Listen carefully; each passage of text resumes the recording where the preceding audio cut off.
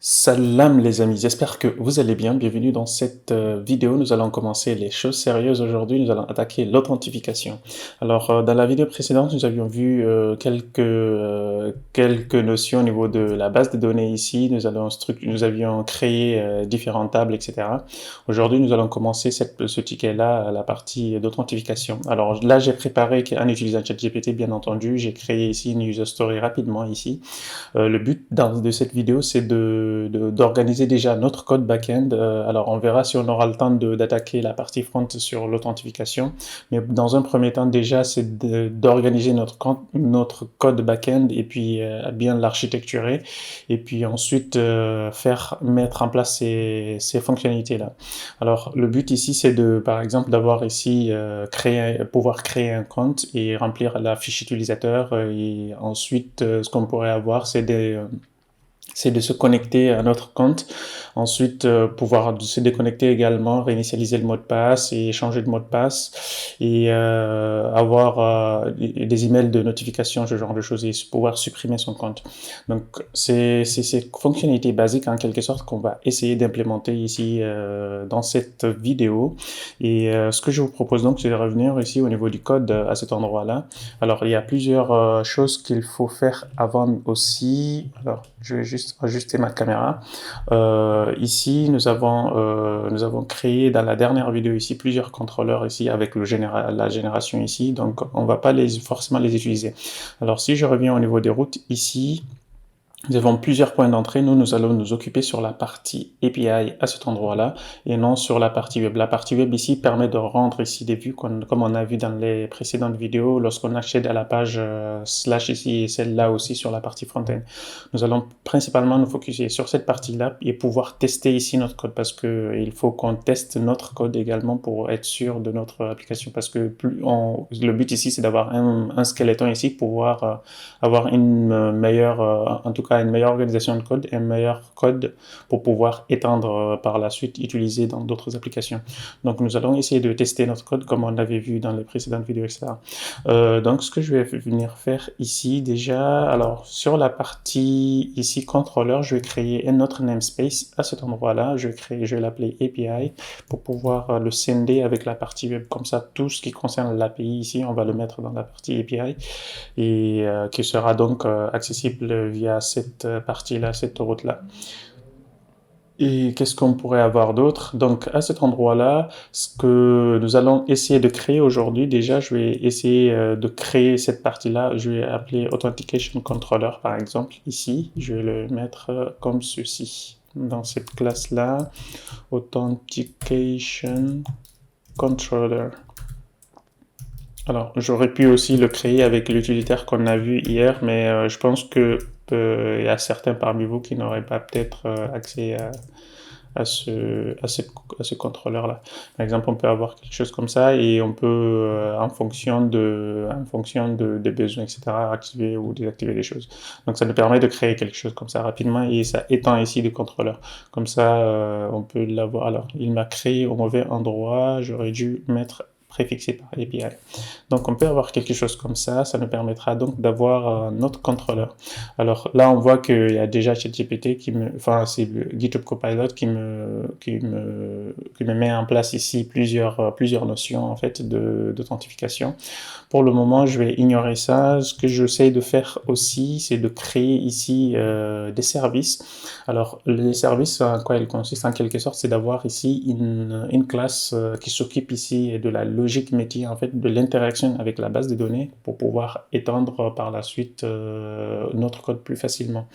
J'ai pas envie par exemple d'avoir ici un code qui est lié à un contrôleur en particulier si je souhaite par exemple créer un utilisateur d'un autre moyen que dans un contrôleur, par exemple dans une commande, dans un job, peu importe où. C'est de pouvoir appeler cette classe abstraite ici qui va nous créer le compte ici sans pour autant utiliser ici l'autre contrôleur parce que les contrôleurs en général sont accessibles via HTTP ici. On voit bien ici la partie HTTP, le but ici c'est de les mettre dans les routes et puis pouvoir les accéder via la méthode, en tout cas via les requêtes HTTP. Donc, il ne faudrait pas, par exemple, si lorsque dans un job, qu'on appelle un contrôleur pour pouvoir cette opération-là. Alors, il y a plusieurs packages qui existent. Nous, on ne va pas forcément les utiliser ici pour éviter de saturer notre projet parce que c'est quelque chose d'assez léger en fait de le structurer. Il faut juste bien le faire dès le début et puis pouvoir le réutiliser par la suite.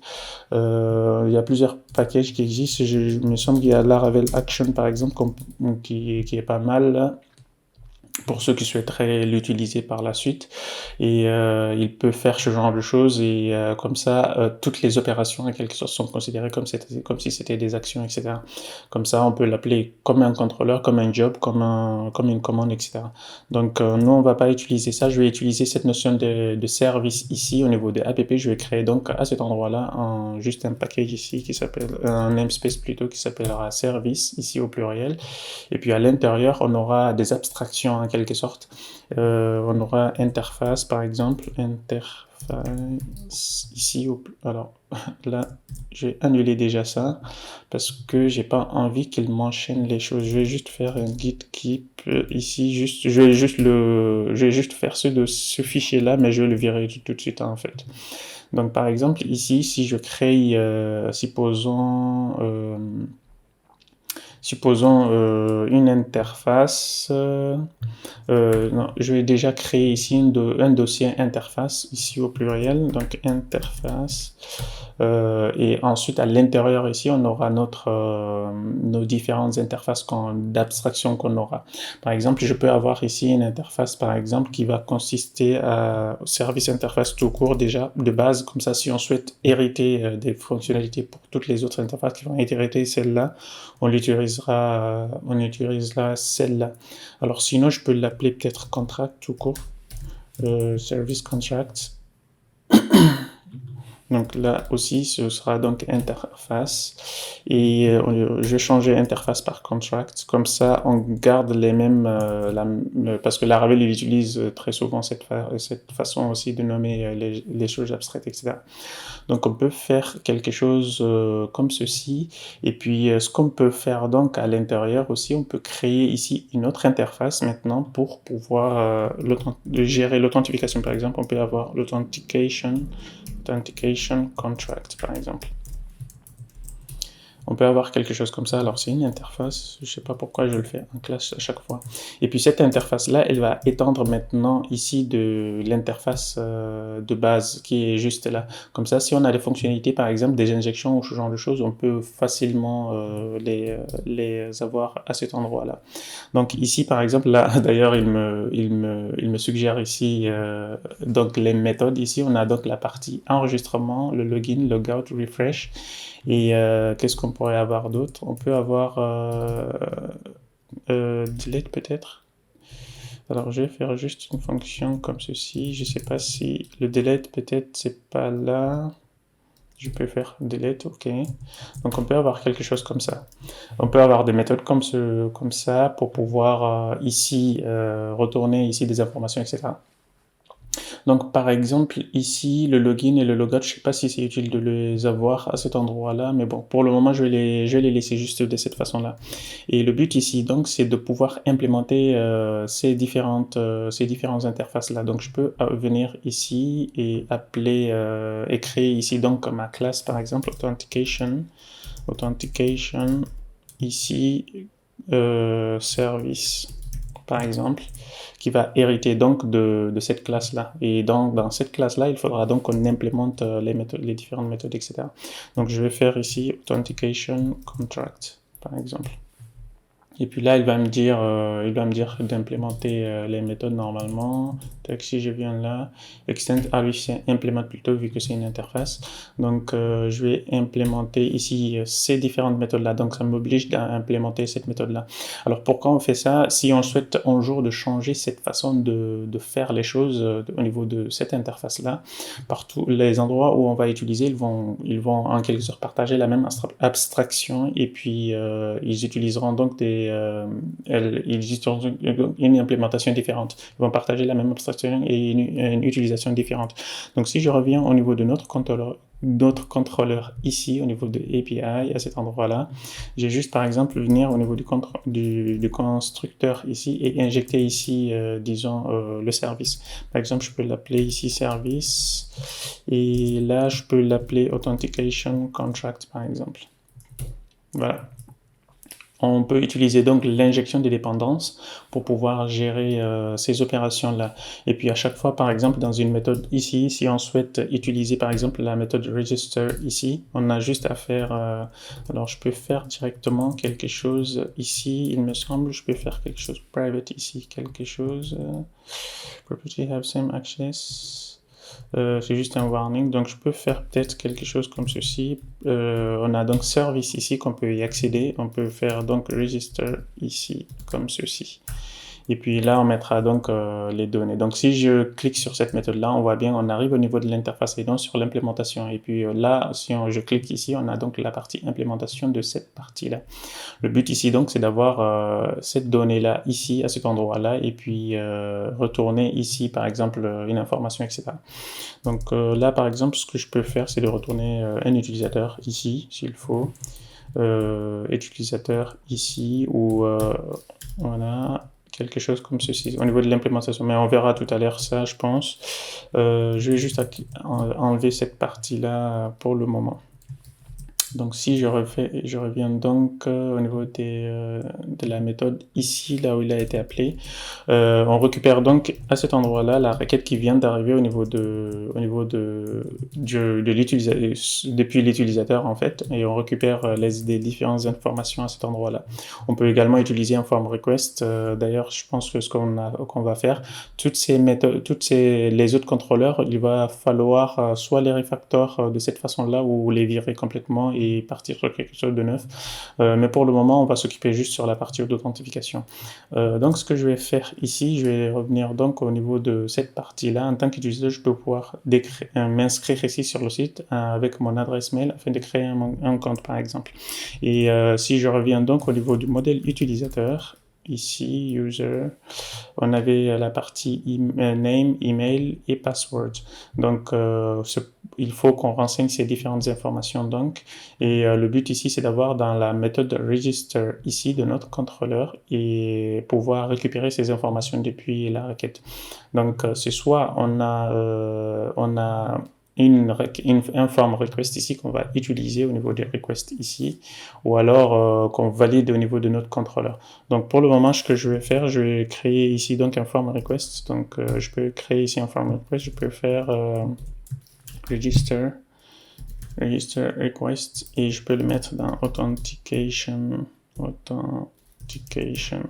slash quelque chose comme ça, et il va me le mettre dans ce paquet, dans ce namespace là. Alors là, on aura plusieurs informations à mettre en place ici. On aura donc ici le name de l'utilisateur qui est requis, qui doit être un string, etc. Et la partie email aussi, et la partie mot de passe. Alors la partie email, elle doit être unique au niveau des utilisateurs, donc c'est sur cette partie-là. Là, pour le moment, je vais le laisser comme ça, le authorize ici. On verra quand on mettra en place les policies, etc. Et on réutilisera donc cette partie-là pour pouvoir autoriser ou non l'utilisateur. Donc je peux utiliser cette form request là au niveau de mon contrôleur. Si je reviens ici, j'ai juste à remplacer ça par ça, register request, et importer la classe, et puis là on est bon. Donc si je reprends donc cette partie là, j'ai juste à récupérer les données que j'ai depuis ma request, et puis donc ça continuera donc de fonctionner. Et le but ici, lorsqu'on là c'est les données qui ont été validées au niveau de cette partie là, donc c'est un tableau qui va contenir email, name et password. Donc si je reviens au niveau du contrôleur ici, je vais récupérer donc à cet endroit-là un utilisateur, supposons. Et cet utilisateur-là, alors ça dépend si on souhaite envoyer le mail au niveau du register ou pas, par exemple. Je pense que, je sais pas, je pense qu'on pourrait envoyer directement un mail ou ce genre de choses directement à partir de ce service-là. Alors, je pense qu'on va le laisser ici plutôt. On va l'appeler depuis le contrôleur la partie d'envoi de mail pour pouvoir simplifier ici à des actions atomiques ici au niveau de nos différents services, etc. Donc, je vais laisser ça comme ça pour le moment. Le register ici, pour le moment, si je vais au niveau de l'implémentation, on va l'implémenter rapidement ici. Donc, ce qu'il va faire, il va prendre ici le modèle de l'utilisateur et puis faire ici un create et prendre la partie data en quelque sorte, et puis c'est tout. Donc on aura quelque chose comme ceci. Alors la partie data, elle a quelque chose, elle a une notion de mot de passe par exemple, donc ce que je peux faire déjà ici, c'est au niveau de password ici, c'est de faire quelque chose comme ceci. Donc ce que je peux faire d'ailleurs ici, je vais changer ça, je vais utiliser la façade ici, le h, make plutôt. Donc je vais utiliser la façade ici, alors, tac, comme ceci. Comme ça, si on change d'algorithme, on n'est pas forcément obligé d'utiliser le bcrypt. Et voilà, je pense qu'on a fait le tour ici. Donc je peux avoir quelque chose comme ceci et avoir ces informations-là. Donc si je reviens à cet endroit-là, tac, je peux d'ailleurs changer la signature ici au niveau de mon abstraction. Alors on devrait commencer normalement par l'abstraction, c'est juste pour le moment pour m'éviter de me forcer d'implémenter tout au même moment. Et le login ici aussi, ce qu'on peut faire, on peut également utiliser ici une notion d'utilisateur. Comme ça, quand on prend un utilisateur, par exemple, on récupère le username et mot de passe, etc. Et alors, je ne sais pas si c'est utile ici d'avoir ça, mais bon, peut-être que toute cette partie-là, d'ailleurs, on aurait dû la mettre dans un autre service qui s'occuperait des utilisateurs. On verra comment ça va évoluer par la suite. Donc ici, ce que je peux faire déjà, c'est de regarder, c'est de prendre ici la partie user par exemple. Je peux faire ici restore fail de where déjà email égale à ça, restore fail. Donc je peux avoir quelque chose comme ceci, un email, et récupérer la partie mail. Et ensuite, ce qu'on peut faire, c'est de voir si le mot de passe, il correspond. Donc si le mot de passe, il correspond ici, s'il ne correspond pas plutôt, on retourne ici une exception.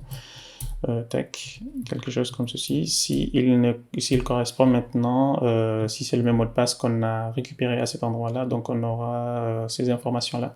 Alors, il faut faire attention qu'on passe ici ces informations-là au niveau de email et mot de passe. D'ailleurs, ici, je pense que ce que je vais faire, je vais les passer de cette façon-là.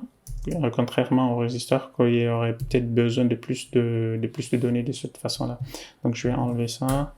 Donc on a ici notre implémentation à cet endroit-là. Donc j'aurai un string ici et un string à cet endroit-là, et la signature doit retourner ici absolument un utilisateur. C'est pas optionnel. Donc on peut avoir quelque chose comme ceci. Donc je peux remonter à cet endroit-là, changer ici la signature directement à cet endroit-là comme ceci. Et voilà. Donc je pense qu'on a fait un petit peu le tour ici. Du coup, j'ai juste à mettre ici le commentaire et puis on est bon normalement. Donc par exemple sur la partie register ici, j'ai appelé ici la partie utilisateur, et là si on souhaite par exemple user registered successfully, et juste avant d'envoyer cette information là par exemple ailleurs, c'est de pouvoir envoyer une notification. Là je suis venu au niveau de la partie notification ici sur Laravel. On peut donc créer ici une notification, make notification par exemple. Et donc, je peux utiliser ça à cet endroit-là. Donc, je peux faire artisan, make notification ici. Welcome. Welcome notification. Welcome to court. Peut-être. Ouais. Si je fais ça, et il va donc nous créer ici un autre dossier ici qui s'appellera ici notification par exemple. Et on aura donc tout un tas d'informations ici.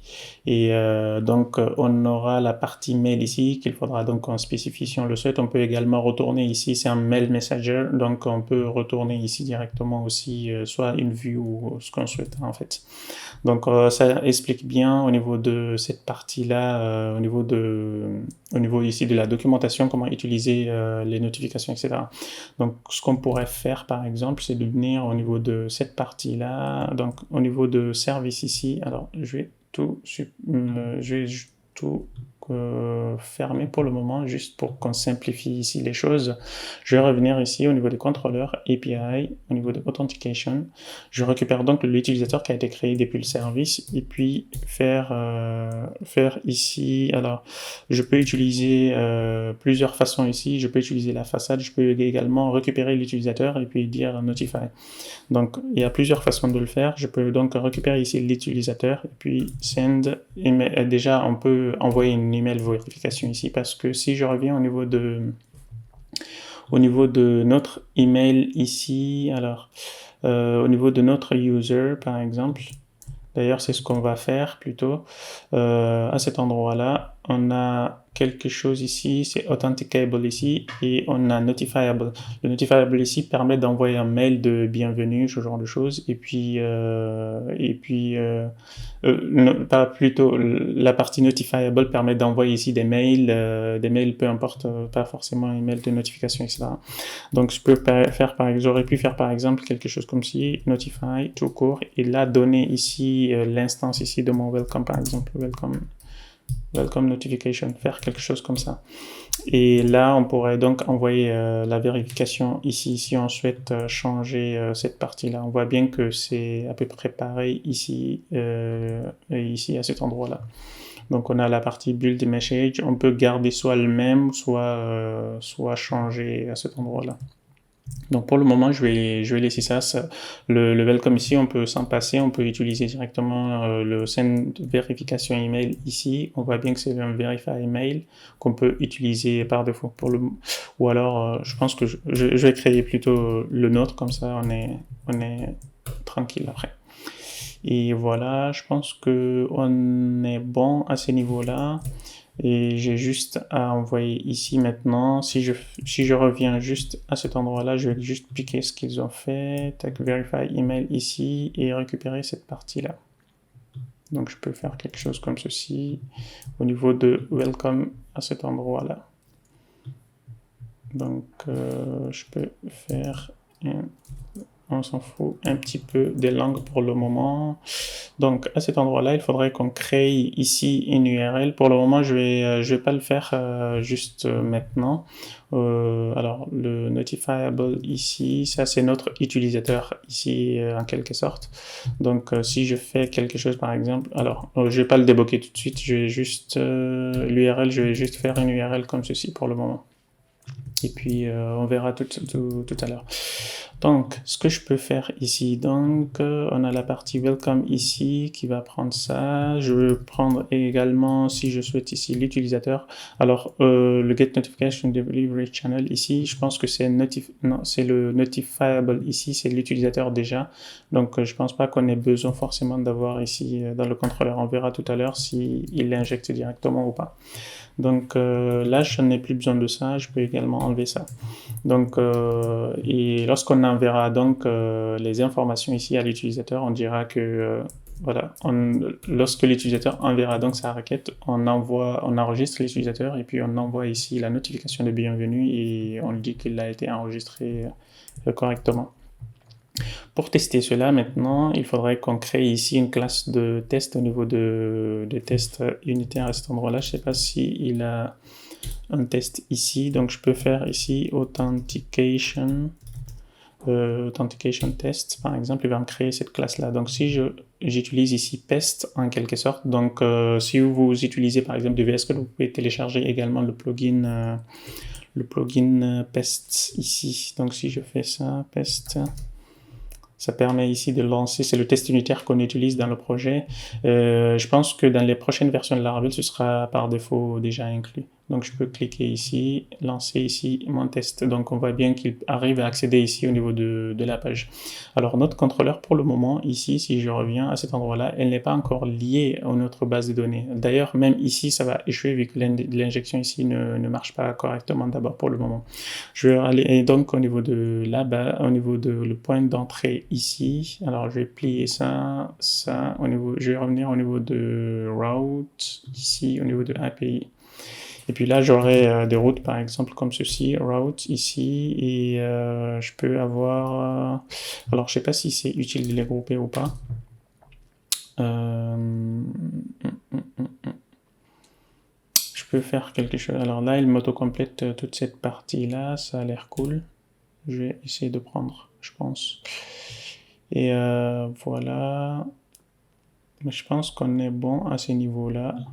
Alors, j'aime pas trop comment il fait cette partie-là. Je vais faire quelque chose comme ceci. Préfixe. Je vais faire préfixe ici quelque chose. Et est-ce qu'on a namespace? Oui. Et donc là, on pourra faire un groupe juste après. Et faire quelque chose dans ce genre-là et récupérer les routes ici. Ou alors laisser juste cette partie groupe à cet endroit-là, mais c'est juste que ce que je souhaite changer, c'est ça. Je vais faire ici un tableau, comme ça c'est plus facile pour moi de l'éditer par la suite. Donc j'aurai un register ici, et l'authentication controller, j'ai juste à importer ici la classe. Donc classe authentication controller, on importe la classe. Voilà, et puis là j'aurai juste la méthode register. Et c'est bon normalement. Tac, je vais remettre à cet endroit-là, ici. Et là, c'est la partie login qu'on aura. Donc login ici, la partie logout, et refresh, on n'en a pas besoin. Et me, je sais pas si on en a vraiment besoin, vu qu'on a déjà une route par-dessus ici qui était Sanctum et qui utilisait l'authentification Sanctum, enfin le token ici Sanctum et quelque chose.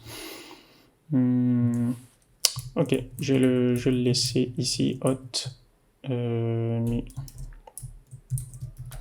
Donc je peux faire quelque chose comme ça. Alors maintenant, il faudra créer ces différentes méthodes-là au niveau de notre contrôleur. Donc je vais venir ici, je vais virer cette partie-là, ce que j'ai rajouté, et puis reformater notre code. Et qu'est-ce qu'on pourrait avoir d'autre? Donc si je fais ça, et on pourra donc lister par exemple nos différentes routes ici. Je peux faire route list ici. Alors là, il y a un petit problème. Is not instantiable. Effectivement, lorsque je viens au niveau de contrôleur ici, pour la partie service ici, cette partie-là n'est pas instantiable vu que c'est une interface. C'est un contrat qu'on a injecté. Donc le but, c'est d'avoir ici notre classe qui est d'implémentation. Puis là, ce qu'on peut faire, on peut créer soit un service provider. Donc, ce que je vais faire, un service provider, je vais créer un autre service provider qui utilisera donc l'injection ici des services. Service contract.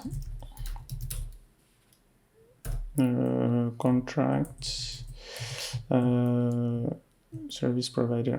Et puis là, je vais l'enregistrer également. Donc le but ici, alors provider, there is no provider in key app machin. Ok, c'est pas grave. Et là, ce qu'on peut faire donc, c'est faire un bind ici de contrat. Ici, lorsqu'on demande le contrat, on le donne cette implémentation-là. Alors on peut utiliser ici, on pourra utiliser ici quelque chose de plus dynamique en fait. Comme ça, on récupère juste cette partie-là et on récupère cette partie-là aussi. Et on rajoute ici le service. Comme ça nous permettra de faire quelque chose de dynamique. On verra ça dans la prochaine vidéo. Comme ça, on sature pas notre implémentation ici. Donc si je reviens ici pour lister mes routes, je peux faire quelque chose comme ça. On va voir encore qu'est-ce qui cloche. Donc authentication target, authentication control, c'est instantiable. Alors donc si je viens au niveau du contrôleur, tech. Alors c'est parce que notre service provider, il n'a pas été enregistré au niveau du kernel ou autre. Donc ce que je peux faire ici, c'est d'aller au niveau de config. Alors il y a où config? Providers, il me semble, il y a un truc providers, ou c'est dans app peut-être. Et tac, alors j'oublie à chaque fois, il me semble que c'est là. Voilà. Donc c'est là qu'on doit rajouter ici notre provider. Donc c'est service contract, service provider qu'on vient de créer pour qu'il puisse être enregistré ici, qu'il prenne en considération notre implémentation. Donc si je fais ça, on a donc notre liste de routes. Donc on a API ici qui vient donc du fichier API hot login, hot logout et me register, etc. Je sais pas si c'est franchement si c'est utile de les préfixer ici par hot. Je suis pas trop fan de cette écriture là. Je vais l'enlever, je pense, ici. Ouais. Comme ça, vu que c'est de toute façon c'est dans le namespace API, donc il n'y a pas de normalement de problème. Donc je peux faire quelque chose comme ceci. Et qu'est-ce qu'on pourrait avoir d'autre? Et tac, tac, tac. Donc là, le user ici, je vais venir ici et enlever peut-être cette partie-là. Alors, déjà ici, pour ces différentes routes-là, il faut savoir que cette route-là, par exemple, le register ici, c'est une route non authentifiée, donc on n'a pas besoin de middleware. Par contre, le login aussi n'a pas besoin de middleware. Par contre, le logout et le user ici, ils ont besoin de middleware, doivent être authentifiés.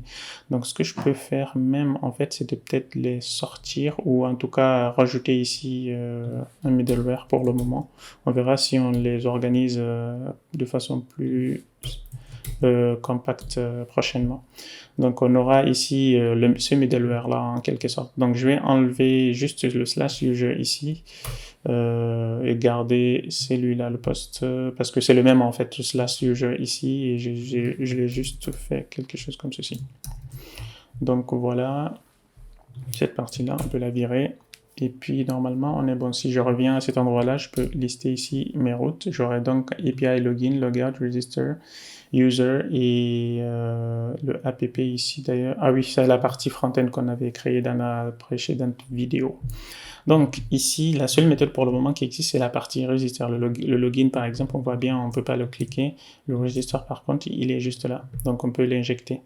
Et aussi, qu'est-ce qu'on pourrait faire? Donc si je viens au niveau de mon test unitaire que j'ai créé juste ici, je peux essayer d'accéder. Donc can register, par exemple, je peux dire can register à cet endroit-là, et puis accéder donc à la route directement. Alors post JSON ici, j'ai pas envie de... Alors la route ici, on a la partie register à cet endroit-là, oui.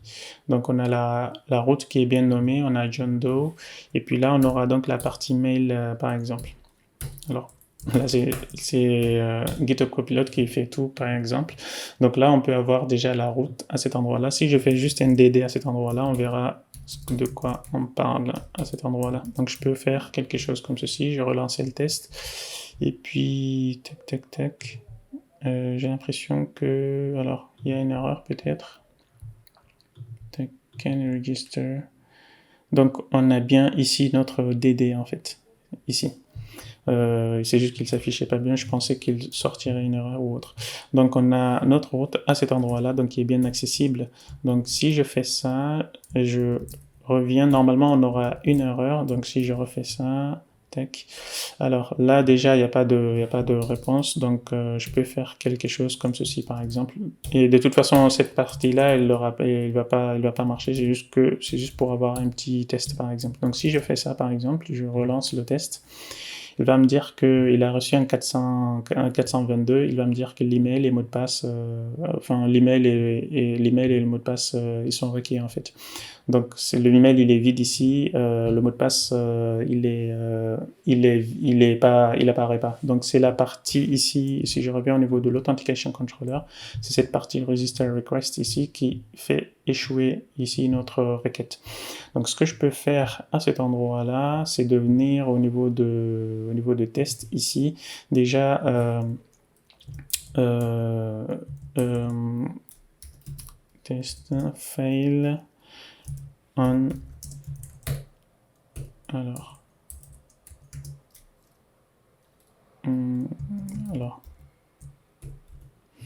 je souhaiterais en quelque sorte qu'il me...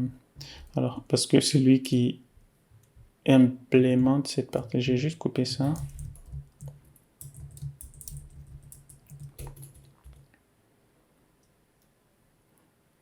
Voilà, je peux faire quelque chose comme ceci, par exemple. Voilà, fail on validation. Je peux faire quelque chose comme ceci. Là, je vois bien que le test, par exemple, il passe. Je peux en faire un autre aussi. Je peux donner...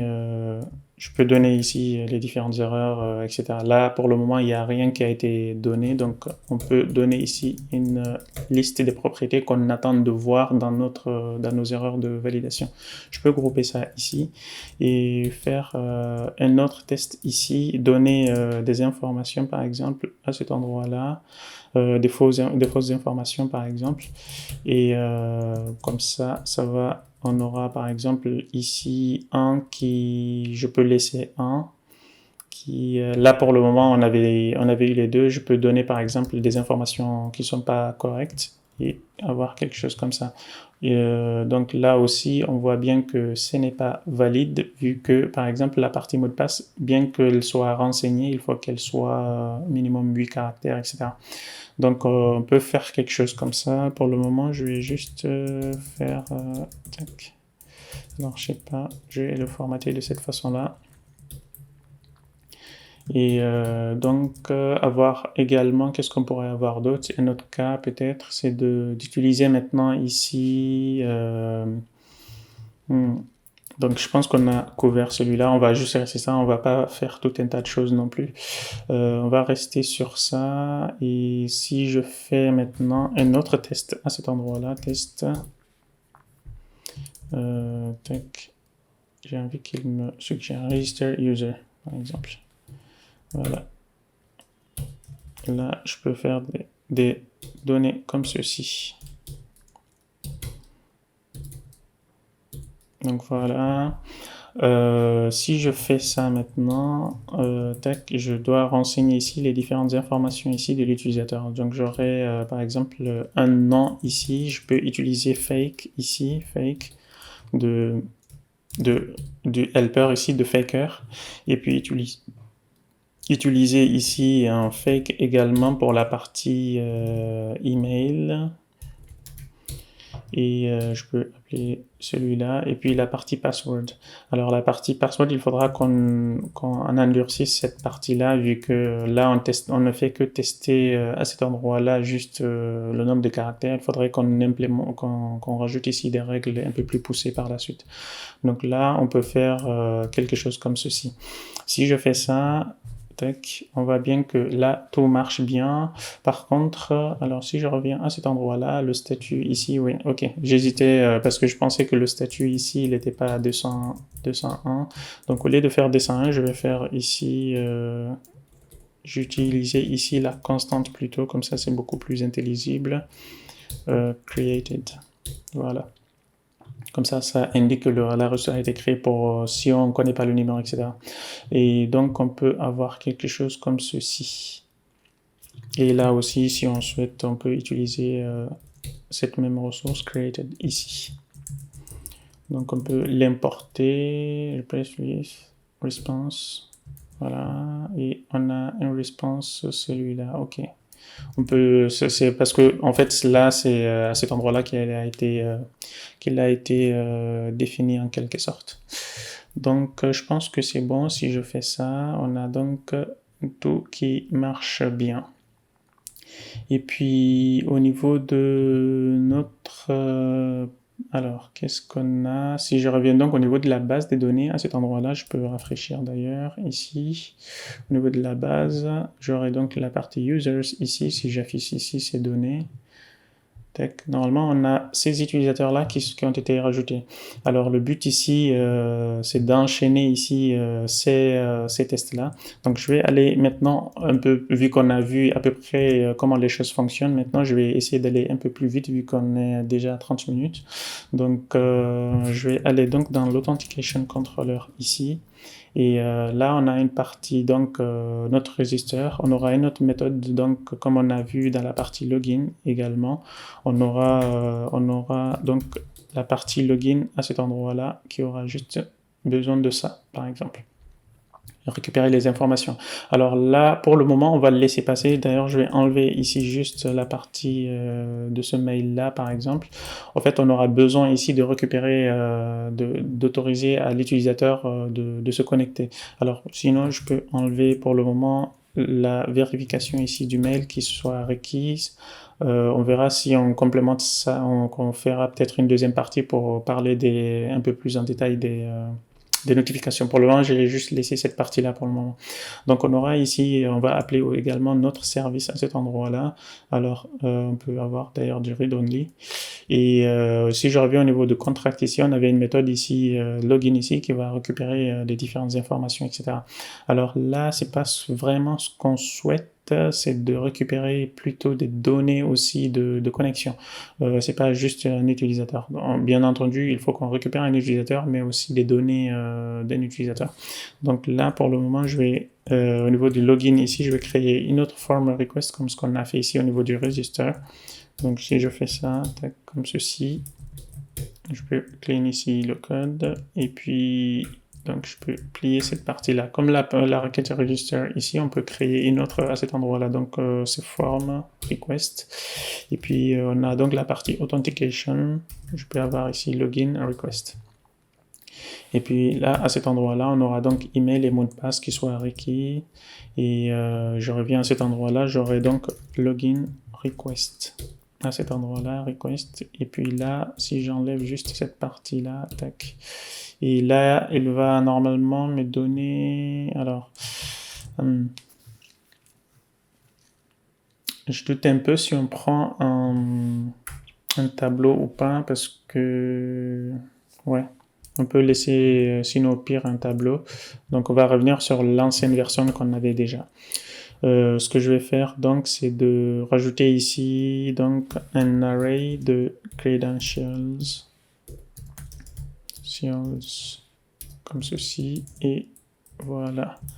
Donc, credentials ici et retourner, tac, cette information-là à cet endroit-là. Donc, on n'a pas besoin de ça ici. Et puis, donc, si je fais ça, je vais voir s'il me réécrit cette partie-là. Allez, dépêche.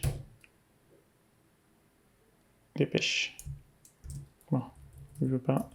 Donc, on peut déjà faire ça, first of fail, ou sinon, d'ailleurs, c'est mieux de faire, je pense, qu'au lieu de faire first of fail, parce que ça impliquerait qu'on testerait, on retournera directement en disant, ouais, l'utilisateur n'existe pas. Nous, ce qu'on souhaite, c'est de dire, l'utilisateur ou le mot de passe n'existe pas, comme ça, n'est pas valide. Comme ça nous évite, ça brouille un petit peu les pistes en quelque sorte. Donc, je vais faire ça, si is nul en quelque sorte ici, ou alors le mot de passe ne matche pas, on retourne, on refuse ici l'accès par exemple. Donc on peut rajouter ici credentials ici et le password. Alors le tableau ici, bien entendu, il faut s'assurer que ces données-là arrivent bien au niveau de ces paramètres-là, parce que nous, là où on l'utilise, en fait, on récupère au niveau de la validation ici du login request. Donc on est sûr que ces informations-là existent bien. Il ne faudrait pas appeler cette méthode-là ailleurs pour autre chose, etc.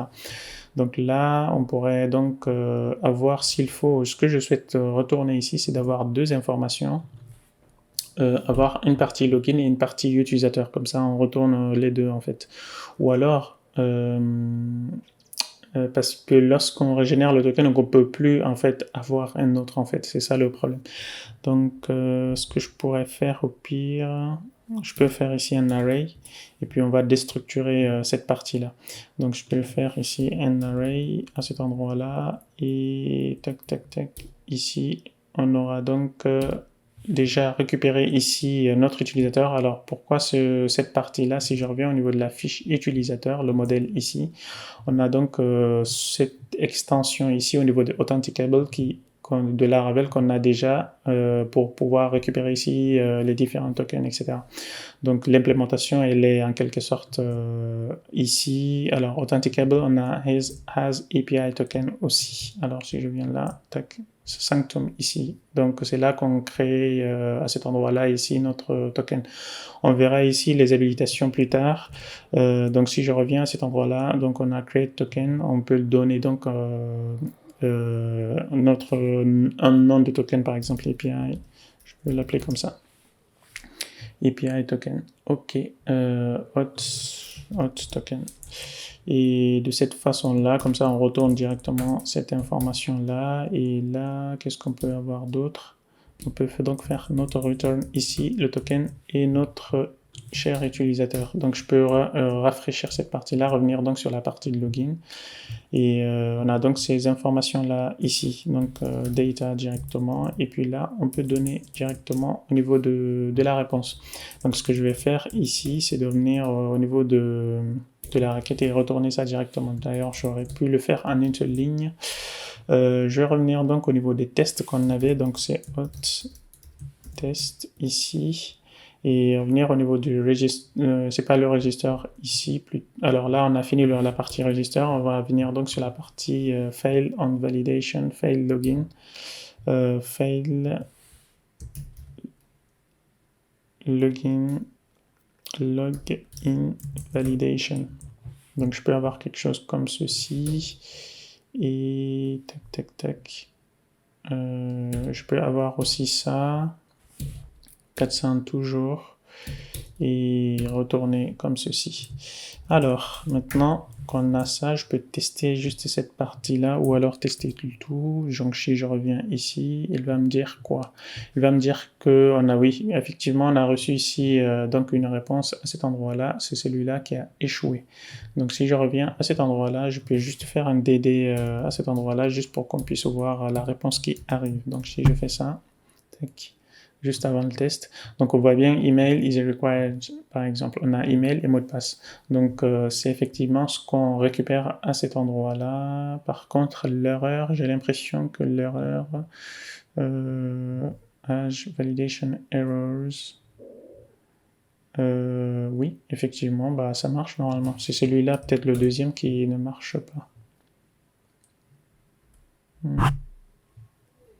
Parce que l'email n'est pas un bon email, quoi. C'est juste la partie... Ah oui, ok. Parce que la partie mail ici, là où il s'arrête en fait dans le contrôleur, si on vient au niveau du contrôleur ici, le requin request, c'est que cette partie-là, elle est juste required en fait. Elle n'est pas, on la valide pas ici en fait, vu qu'on a déjà le mot de passe en base. Donc, et on ne doit pas avoir ici la clé. Donc, ce que je vais venir ici, je vais ajuster cette partie-là. Bah, on n'attend pas on veut juste qu'ils nous disent que la partie mail n'est pas valide. Ou alors, on peut même refaire nos mêmes règles qu'on a vu et dire que cette partie-là, par exemple, on peut avoir le min 8 aussi. Comme ça, on est sûr que notre truc, il marche. Voilà. Donc, on peut avoir quelque chose comme ceci également. Alors là, c'est juste l'échec encore qui a marché. Et maintenant, on va faire donc l'implémentation, la bonne implémentation en fait. Tac. Alors, l'autre... login with valid credentials. Donc, on peut avoir quelque chose comme ceci. Je vais déjà fermer ça. Et là, tout de suite, je vais récupérer ici ces informations-là. Donc, ce que je peux faire, au lieu de faire un create ici, alors, j'ai pas envie de faire quelque chose comme ça. Vu qu'on a testé ici notre register, on peut peut-être utiliser cette information à ce niveau-là et pouvoir la réutiliser un petit peu en bas.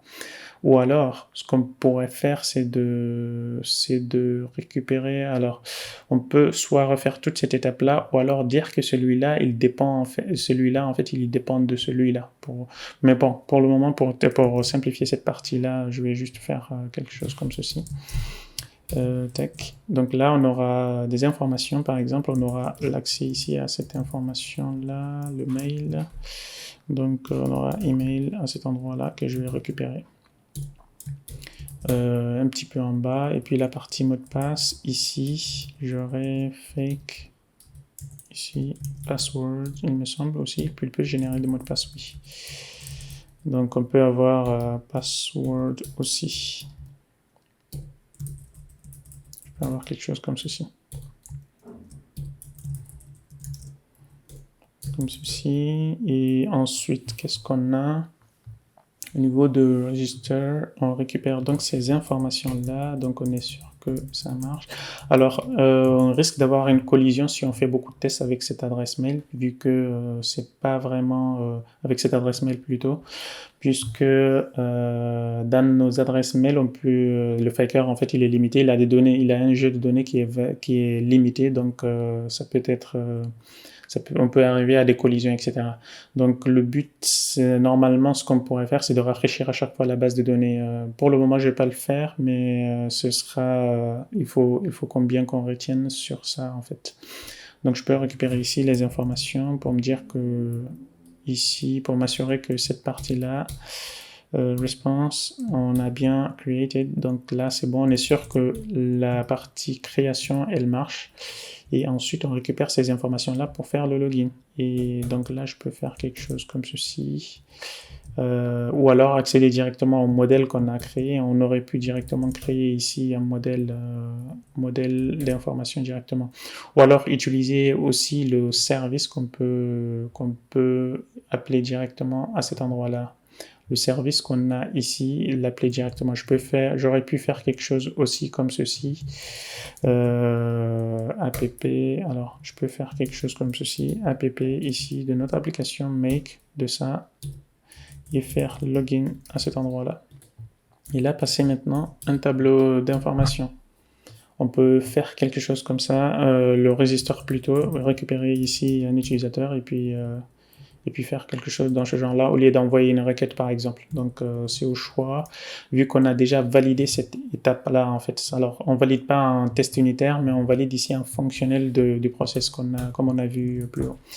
Donc ici, ce que je peux faire, donc on a notre statut ici et la partie mail, je vais juste la mettre à cet endroit-là et la partie password également. Donc cette partie-là, elle doit avoir absolument ici, je peux avoir quelque chose comme ça, credentials s'il faut, tac tac tac. Je vais tester cette partie-là, on va voir ce que ça donne. Tac, tout passe bien. Donc tous nos tests passent bien. Si je fais un dump ici de la réponse, je peux faire response ici de DD, peut-être dump ou dump. Je sais pas s'il a dump. Ok. Donc si je fais ça, on va bien ici, il nous a retourné ces différentes informations à cet endroit-là. Alors, il faudrait qu'on empêche l'authentification ou alors, lorsqu'on s'authentifie, on lui dit désolé, tu peux pas faire autre chose que pour le moment tant que tu n'as pas validé ton adresse mail. Donc, on peut laisser par exemple le login pour le moment et puis on enverra donc la notification. On voit bien les jets de données, etc. Si je reviens au niveau de la fiche utilisateur, j'ai pas envie que tout le monde ait accès à ces informations-là. Je peux faire ici dans le hidden, ici je peux rajouter l'ID. Je peux faire quoi d'autre? Je peux rajouter ici les dates également, les created et updated, je pense. Created at ici et updated at. J'ai pas envie qu'un utilisateur puisse les voir. Donc, alors ça nous a causé un petit problème ici. The password must be at least machin. Si je refais encore. Alors, à quel niveau? This valid credentials. Donc, si je reviens au niveau du test ici, on va voir le mot de passe qui a été donné. Donc, je peux faire quelque chose, un dump ici du password, juste pour qu'on puisse voir. On a bien à cet endroit-là le mot de passe qu'il a donné. Alors, je sais pas si on a des paramètres. Le min length ici, oui, effectivement, le min length, il est à 6, donc on va le mettre à 8. Et voilà, donc normalement, tout devrait continuer à rouler. Voilà.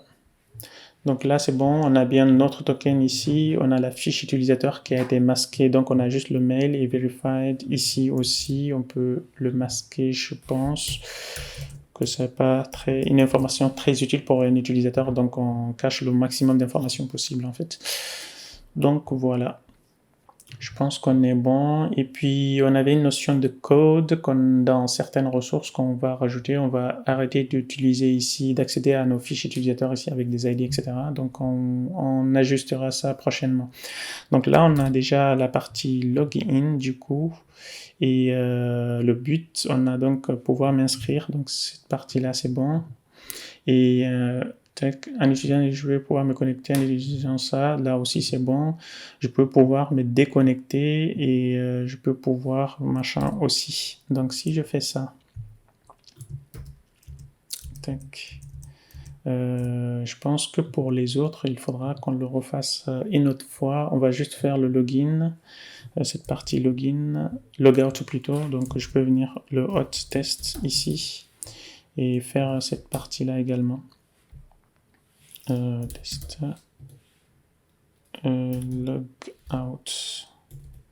logout if valid fail logout.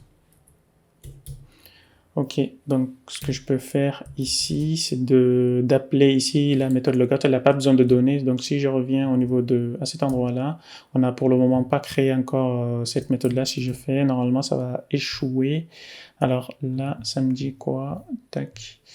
Unauthorized ici. Et alors pourquoi ça marche ça? C'est bizarre.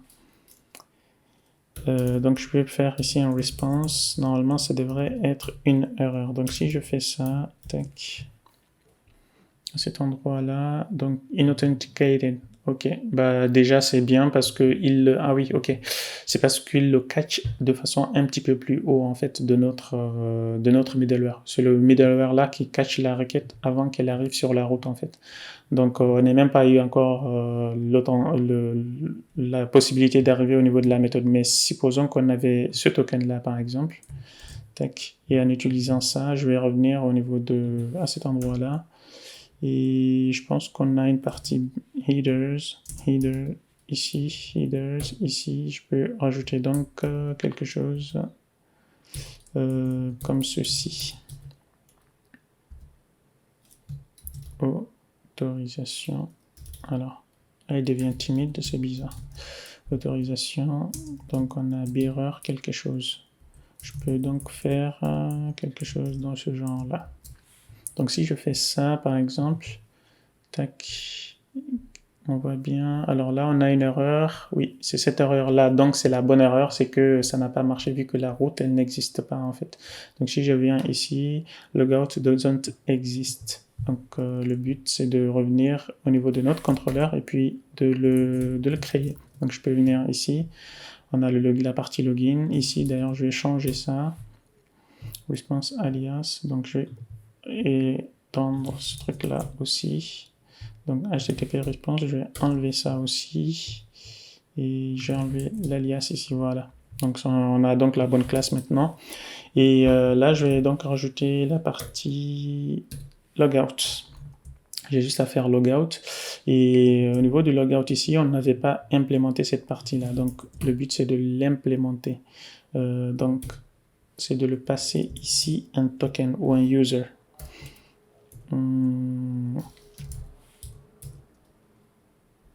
Soit on le passe un token. Alors, l'idéal, c'est de le passer, bien entendu, un token, mais je me dis, si on le passe un user, il va le déconnecter partout, en fait. Alors, je sais pas si c'est la bonne approche de le déconnecter partout, mais bon.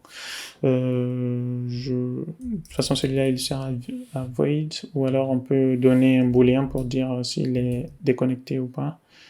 Tac.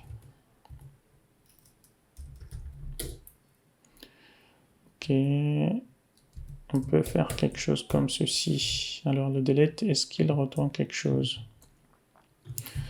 Donc on peut utiliser déjà l'utilisateur not user where non, c'est plutôt on récupère l'utilisateur en cours et on récupère le token. Donc je peux faire ça, quelque chose comme ceci. Ou alors, parce que j'ai pas envie en fait de récupérer ici depuis le helper hot en fait. J'ai envie de le passer ici parce que si on souhaite injecter un autre authenticable en fait, si on change authenticable, si on change l'utilisateur de base en fait, authenticable. Authenticable ici, si je viens au niveau de user, je lis la classe authenticable. Ok, c'est user hot. Exact. Donc c'est le user. C'est un user, mais c'est pas notre user en fait, c'est le hot de user ici en fait que je souhaite reprendre. Donc celui-là, c'est un authenticable user. Donc je peux prendre ce truc-là. et le mettre ici, vu que notre utilisateur il est un de celui-là. Parce que si on implémente un autre, en fait, c'est de pouvoir également le virer comme on le souhaitera. Donc, c'est de faire quelque chose comme ça. Est-ce qu'on a accès à ça? Donc, si je fais ça, on a donc les tokens ici. Par contre, cet user-là, j'ai envie de le prendre. Alors, là, on récupère les tokens. Si je vais au niveau de Personal Access Token, ici, on a token à cet endroit-là qui est créé. OK. Write token égale à ça, delete. La partie delete ici, le Eloquent, il retourne quoi? OK, il retourne un booléen. C'est top. Donc on peut faire quelque chose comme ceci déjà. Et puis je pense qu'on peut en rester sur ça, vu qu'on passe l'utilisateur et le token qu'on souhaite virer. Parce que si par exemple on utilise une API ou un management de token, en fait, qu'on souhaite supprimer un token en particulier d'un utilisateur, comme ça on pourra réutiliser la méthode. Et comme ça, on ne prend pas l'utilisateur en soi qui est connecté en fait. Et si on souhaite également, par exemple, quelqu'un, comme ce qui fait par exemple aujourd'hui ChatGPT, on peut avoir plusieurs tokens qu'on crée et puis pouvoir supprimer un token en particulier, etc. Donc on peut garder cette approche-là. Ce que je vais faire ici, je vais juste prendre cette partie-là. D'ailleurs, ici, on n'a pas besoin de retourner quelque chose parce que, ok, je vais le garder pour le moment. On verra par la suite. Donc je peux remonter ici, changer la signature de ça. Et voilà, donc là on a donc notre logout qui marche normalement. Je peux donc récupérer ici notre utilisateur qui est connecté et puis reprendre ici le bearer à cet endroit-là. Donc si je fais ça juste un dd, tac. Alors je sais pas même pas si ça va marcher comme ça. Donc je peux revenir au niveau des tests ici, tac. Là, il me raconte quoi aussi? Là, il me dit que le token guard, il n'existe pas, bien entendu. Oui, c'est ce que je doutais. Donc, c'est soit on récupère ici, on peut récupérer ici depuis la requête. On peut faire request quelque chose comme ceci. On n'a pas besoin d'utiliser ici notre request, il n'y a pas besoin. Donc, on peut prendre ici la request et prendre ici current access token. D'ailleurs, c'est plus rapide de cette façon-là. Le current access token.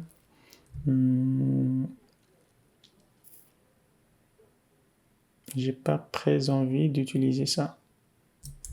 Donc si je viens ici, je retourne là. Est-ce que j'ai accès à current access token? Ouais.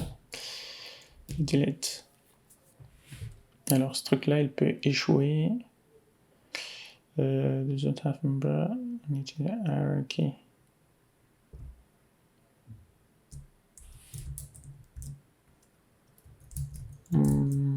Utilisons ça plutôt.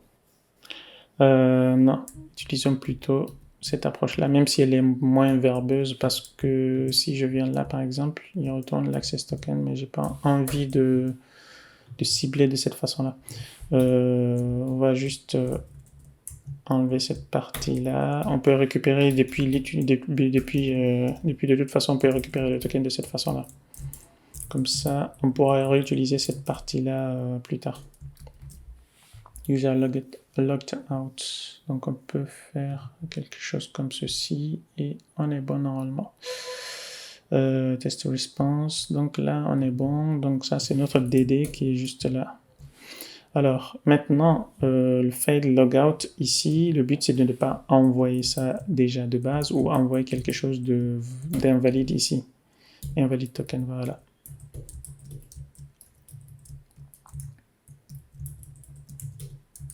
Je peux avoir quelque chose comme ceci.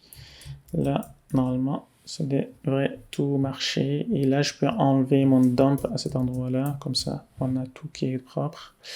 Voilà, tous les tests sont passés. Et puis là aussi, ce que je peux faire, c'est de maintenant faire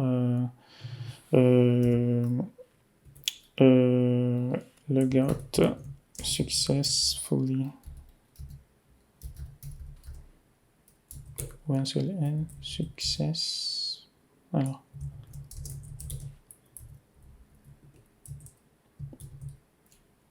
Voilà.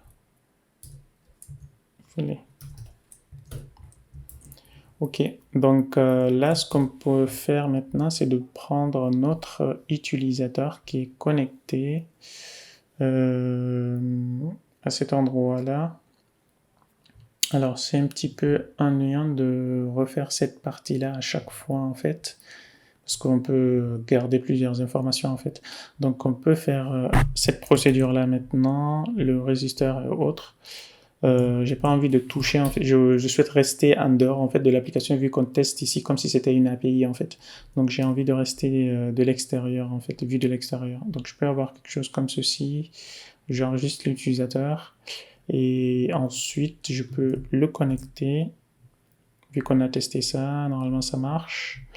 Et donc je le récupère à cet endroit-là. Et également, qu'est-ce que j'ai Je récupère ici le login. Donc si je peux faire ici peut-être un DD maintenant. Juste ici. Donc j'aurai mon DD ici avec le token. Donc je peux récupérer ici la partie token. Donc si je fais ça, token ici, je peux faire un autre DD ici à cet endroit-là, juste pour qu'on puisse voir uniquement le token maintenant. Donc on a notre token ici 16.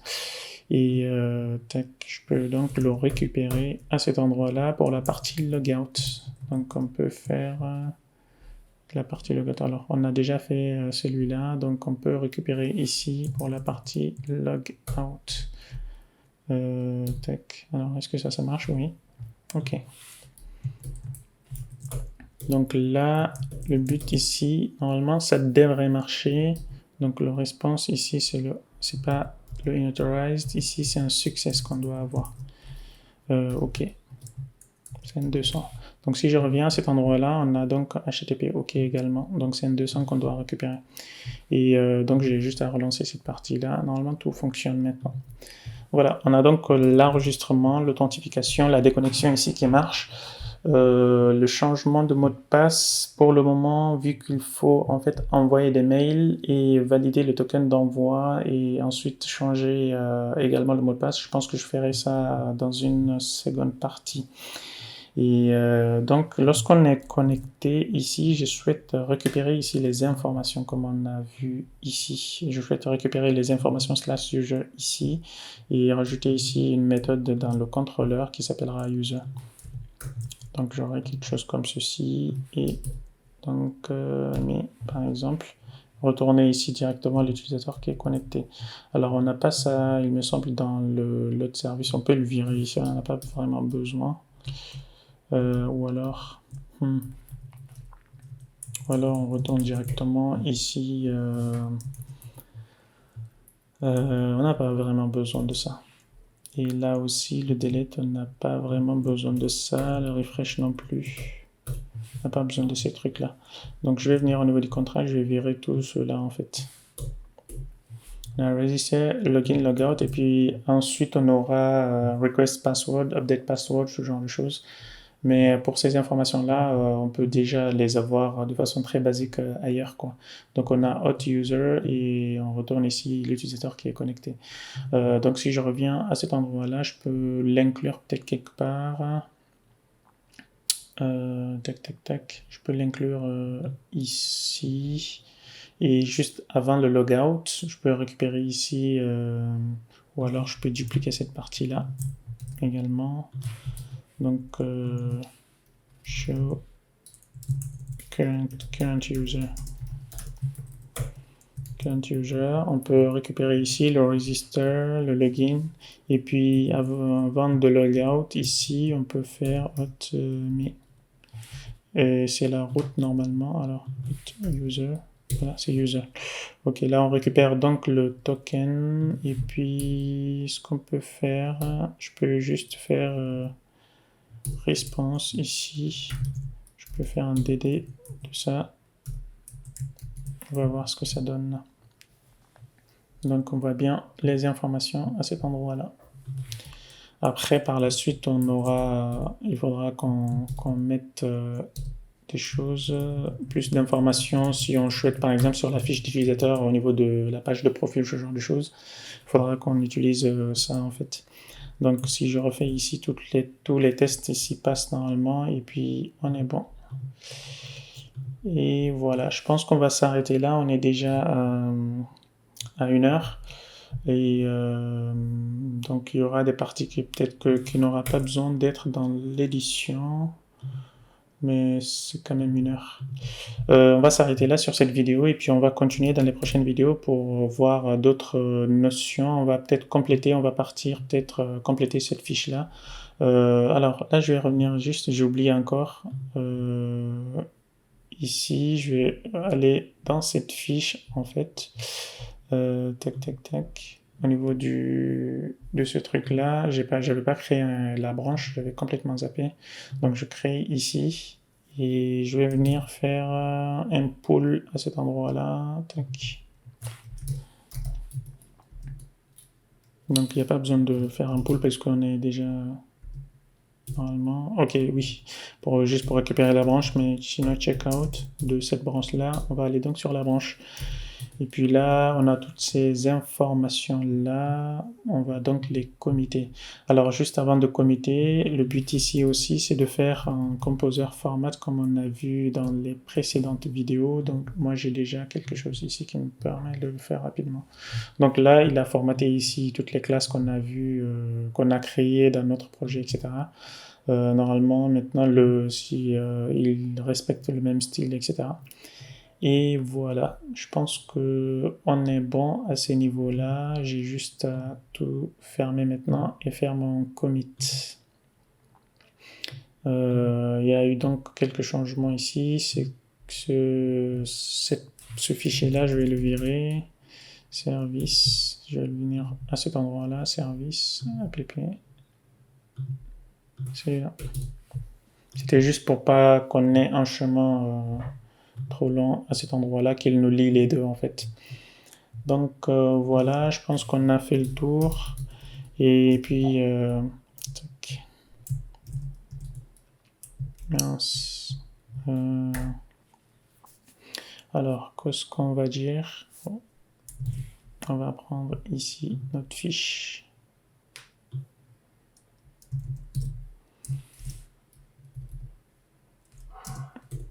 Ok, on a fait la partie register, login, logout et user. Show user. On a fait cette partie-là.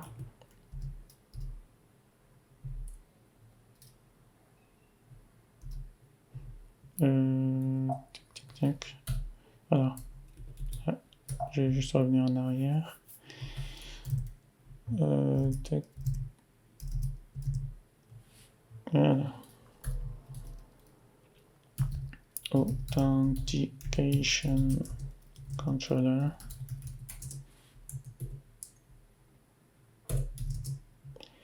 Puis là, on enlève ce truc-là aussi. Et là, on est bon.